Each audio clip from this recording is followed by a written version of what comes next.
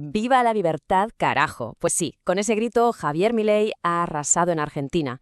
Su partido, La Libertad Avanza, acaba de conseguir una victoria legislativa que nadie, pero que nadie vio venir.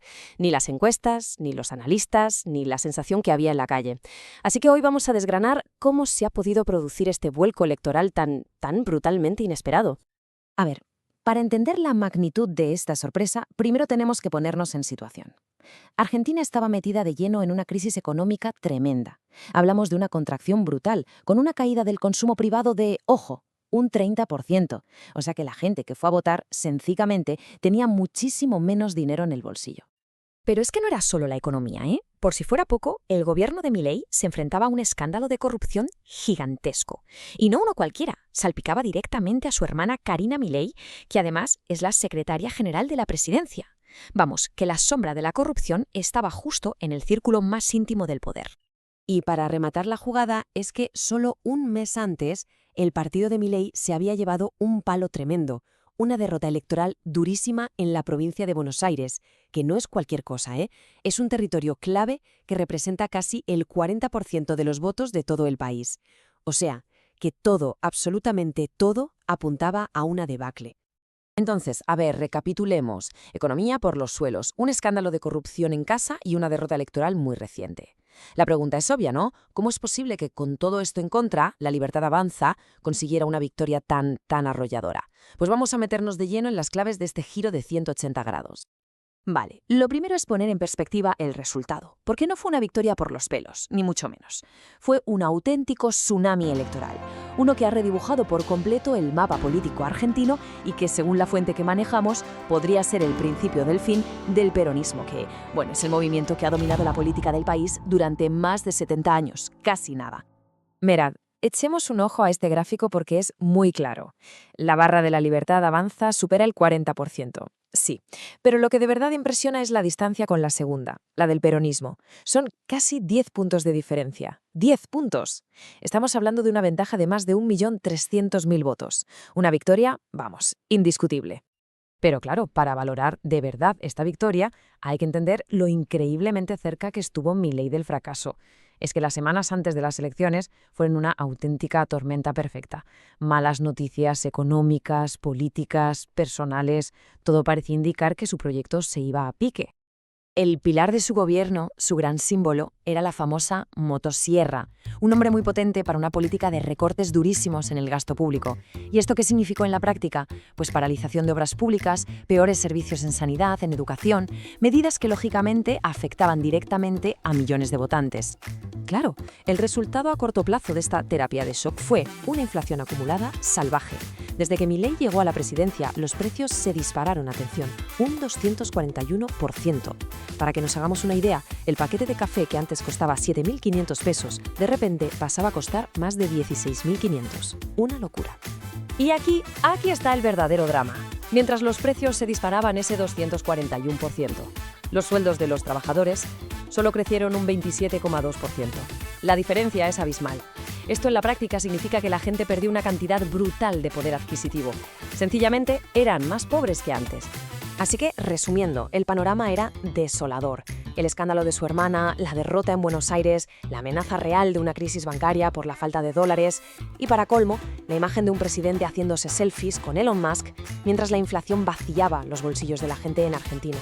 De verdad, todo parecía perdido. Y entonces, justo ahí, cuando la confianza de los mercados estaba desplomando y todo apuntaba al desastre, ocurrió algo. Algo que lo cambió absolutamente todo. Una jugada estratégica que trajo consigo un aliado internacional muy poderoso y una intervención financiera masiva. Mirad la velocidad a la que pasó todo. En septiembre, la derrota aplastante. Inmediatamente después, Milei encaja el golpe, cambia de estrategia y pacta con la derecha tradicional de Macri. Y ya en octubre llega el anuncio clave desde Estados Unidos, el anuncio que le dio el oxígeno que necesitaba para llegar a las elecciones y ganarlas. La advertencia de Donald Trump fue, directa y sin rodeos. Dejó clarísimo que el apoyo financiero de Estados Unidos estaba totalmente condicionado a que ganara Milei. Un mensaje así tan claro, sin duda, tuvo un impacto tremendo, tanto en los mercados como, por supuesto, en los votantes.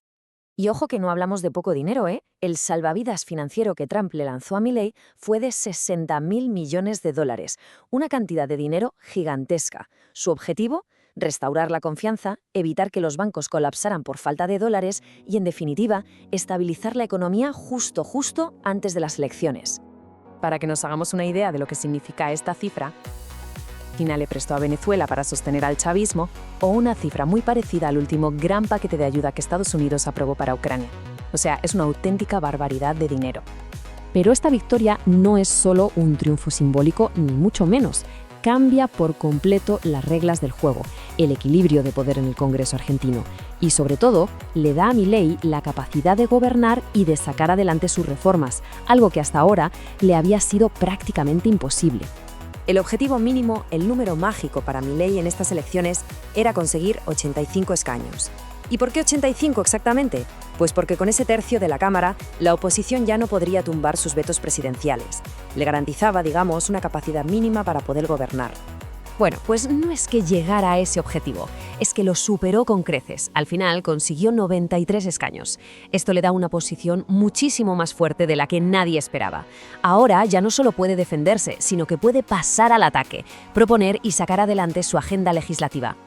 Y aquí viene el cambio de verdad, el cambio fundamental, porque aunque los peronistas técnicamente sigan siendo el grupo con más escaños, han perdido el poder. Milei ya no los necesita para nada. Ahora puede pactar con la derecha de Macri y con otros grupos, dejando al peronismo, por primera vez en muchísimo tiempo, en una posición de absoluta irrelevancia política. Vale. Entonces, con el poder en el Congreso ya asegurado y la confianza de los mercados recuperada, gracias a ese apoyo externo, la gran pregunta es, ¿y ahora qué? ¿Qué va a hacer Milei con este nuevo mandato? ¿Qué le espera a Argentina en los próximos 2 años? Pues en la agenda inmediata hay 2 reformas que son clave. 2 batallas que antes parecían imposibles. Por un lado, una reforma laboral para intentar flexibilizar el mercado y formalizar a ese, 42% de la economía que es sumergida. Y por otro, su gran promesa de campaña, una drástica bajada de impuestos. Pero ojo, que la importancia de todo esto va mucho más allá de Argentina, la llamada guerra cultural global. Si el proyecto libertario de Milei tiene éxito, podría convertirse en un modelo para otros países, pero si fracasa, podría quedar como un simple y extraño paréntesis en la historia. Así que la cuestión final queda totalmente en el aire. Con esta victoria, con el apoyo internacional y con el peronismo en su momento más bajo, Milei tiene ante sí una oportunidad única, histórica. La pregunta es, ¿será capaz de transformar Argentina y de paso ganar esa guerra cultural? O por el contrario, veremos al peronismo resurgir de sus cenizas una vez más. El futuro de Argentina, desde luego, está en juego.